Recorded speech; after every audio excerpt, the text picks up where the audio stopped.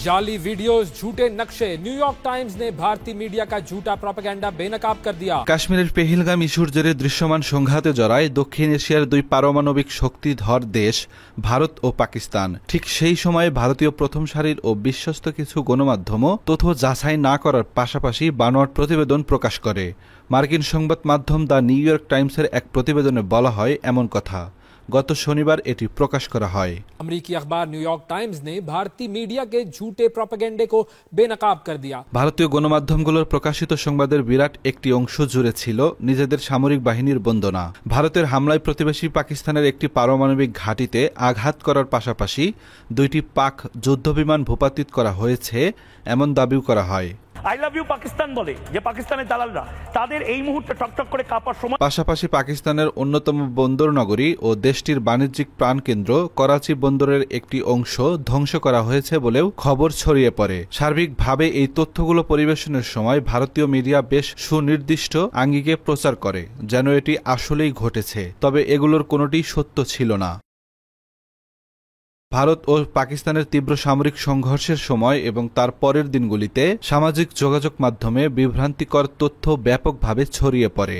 সীমান্তের উভয় পাশেই মিথ্যা, অর্ধসত্য, মিম, বিভ্রান্তিকর ভিডিও ফুটেজ এবং কৃত্রিম বুদ্ধিমত্তার সাহায্যে ব্যবহৃত বক্তৃতার কারণে এক পর্যায়ে মিথ্যা থেকে সত্য আলাদা করা প্রায় অসম্ভব হয়ে পড়ে। এদিকে সিন্ধু নদীর পানি বন্টন ইস্যুতে পাকিস্তানের সৃষ্ট বন্যার কিছু অংশ ভারতের মূলধারার গণমাধ্যম প্রচার করে, তবে সংবাদ মাধ্যমগুলোর পরিবেশন প্রক্রিয়া ছিল অন্যরকম। সে সময় উপস্থাপকের ভূমিকা অনেকটা এমন হয়ে ওঠে যেন তারা দুটি পারমাণবিক অস্ত্রধারী রাষ্ট্রের মধ্যে যুদ্ধের খেলায় চিয়ার লিডার। একদিকে দেখা যাচ্ছে কি সিন্ধু নদে যে জলচুক্তি, অন্যদিকে ঝিলাম নদীতে জল ছাড়া হচ্ছে। এক পর্যায়ে ভারতীয় সংবাদ মাধ্যম পাকিস্তানের একটি পারমাণবিক ঘাঁটিতে কথিত হামলার খবর প্রকাশ করে। এর পাশাপাশি বলা হয় সৃষ্ট এ হামলার ফলে তেজস্ক্রিয়তা ছড়িয়ে পড়েছে, যা আসলে সত্য ছিল না। এমনকি কোথায় কোথায় এমন হামলা হয়েছে সেই অঞ্চলগুলো বোঝার সুবিধার্থে তারা মানচিত্রে কিছু এলাকাকে নির্দেশ করে, তবে এই দাবির পক্ষে গ্রহণযোগ্য প্রমাণ পাওয়া যায়নি। ভারতীয় নৌবাহিনীর করাচি আক্রমণের খবরটিও একই রকম ছিল, যা ফ্যাক্ট চেকে ধরা পড়ে।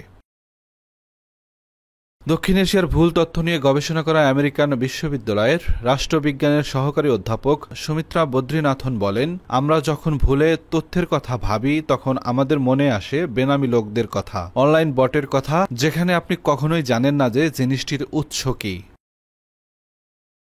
2019 সালে পাকিস্তানের সাথে ভারতের সংঘর্ষের সময় সামাজিক যোগাযোগ মাধ্যমে ভুল তথ্যে ভরপুর ছিল।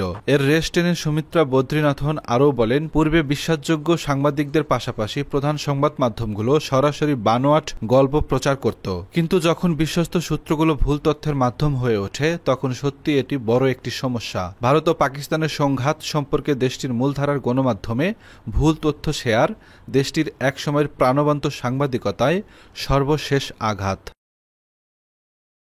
সশস্ত্র সংঘাত যতদিন ধরে চলছে, যুদ্ধরত পক্ষগুলো মিথ্যা এবং অপপ্রচার ছড়িয়েছে এবং মূলধারার সংবাদ মাধ্যমগুলি তাদের দেশের যুদ্ধক্ষেত্রের প্রচেষ্টাকে অনুকূলভাবে উপস্থাপন করে এসেছে। সামাজিক যোগাযোগ মাধ্যমে ভুল তথ্য ছড়িয়ে পড়ার নেপথ্যে উল্লেখযোগ্য ভূমিকা রেখেছে। প্রতিবেদনে বলা হয়, 2014 সালে নরেন্দ্র মোদী ক্ষমতায় আসার পর থেকে ভারতে বাক স্বাধীনতার ক্রমাগত অবক্ষয় ঘটেছে। সরকারের সুনামের ক্ষতি করে এমন সংবাদ দমন করার জন্য অনেক সংবাদ মাধ্যমকে চাপ দেওয়া হয়েছে। অনেক বড় টেলিভিশন নেটওয়ার্ক সহ অন্যান্যরা ভারতের নীতি প্রচার করতে শুরু করেছে। ভারতের বিশিষ্ট সাংবাদিক এবং ইন্ডিয়া টুডে টেলিভিশন চ্যানেলের উপস্থাপক রাজদীপ সরদেশাই গত সপ্তাহে পাকিস্তানি বিমান ভূপাতিত করার খবর প্রচারের জন্য দর্শকদের কাছে ক্ষমা চেয়েছিলেন। তিনি উল্লেখ করেছিলেন তার উপস্থাপন করার তথ্যটি প্রমাণিত হয়নি। কার্নেগি মেলন বিশ্ববিদ্যালয়ের রাষ্ট্রবিজ্ঞানের অধ্যাপক ড্যানিয়েল সিলভারম্যান বলেন, ভুল তথ্য কিংবা বিদ্বেষপূর্ণ উদ্দেশ্য নিয়ে ছড়ানো তথ্য এগুলো প্রচারিত করার জন্য খুবই কার্যকরী। তিনি বলেন, ভারত ও পাকিস্তানের প্রেক্ষাপটে দুই দেশের ঐতিহাসিক শত্রুতার কারণে দর্শকরা যে কোনো চমকপ্রদ মিথ্যাকে গ্রহণ করতে এবং ছড়িয়ে দিতে প্রস্তুত থাকে। ভারতের একটি fact checking website ALT news, যেটি দেশটির মূলধারার দুটি সংবাদ মাধ্যম আজ তক এবং নিউজ 18-এর সম্প্রচারিত অসংখ্য বানোয়াট তথ্যের প্রমাণ সরবরাহ করেছে। ফ্যাক্ট চেকিং প্রতিষ্ঠানের কর্মকর্তা প্রতীক সিনহা বলেন, তথ্য বস্তুনিষ্ঠ মূলত ভেঙে পড়েছে। রিপোর্টার্স উইদাউট বর্ডার্সের মতে প্রায় 450টি বেসরকারি টেলিভিশন স্টেশন রয়েছে দেশটিতে। এখনও টেলিভিশন ভারতের জনসাধারণের কাছে তথ্য পৌঁছানোর একটি প্রধান উৎস হিসেবে পরিচিত, তাই এখানে অপতথ্য বা মিথ্যা তথ্যের রেশ অনেক বড় পরিসরে বর্তায়। গত সপ্তাহে ভারতের স্বনামধন্য কয়েকটি টেলিভিশন স্টেশন ভারতীয় নৌবাহিনীর আক্রমণের গল্প প্রচার করে। প্রতিবেদনগুলি দ্রুত ছড়িয়ে পড়ে, এমনকি এক্সে করাচি এবং করাচি বন্দর শব্দগুলো রীতিমতো ট্রেন্ডিংয়ে পরিণত হয়। করাচি শব্দ ব্যবহার করে এমন কিছু ছবি ও ভিডিও সেখানে যুক্ত করা হয় যা দেখে দর্শকদের মনে হতে পারে শহর ও বন্দরটি ক্ষতিগ্রস্ত হয়েছে। পরে ফ্যাক্ট চেকাররা জানতে পারে ওই দৃশ্যগুলো ফিলিস্তিনের গাজার। সবশেষে ভারতীয় নৌবাহিনী ব্রিফিংয়ে বলে তারা করাচিতে আক্রমণ করার জন্য প্রস্তুত ছিল, তবে সেটি তারা করেননি। আব্দুল্লাহ শেখ, বাংলা এডিশন।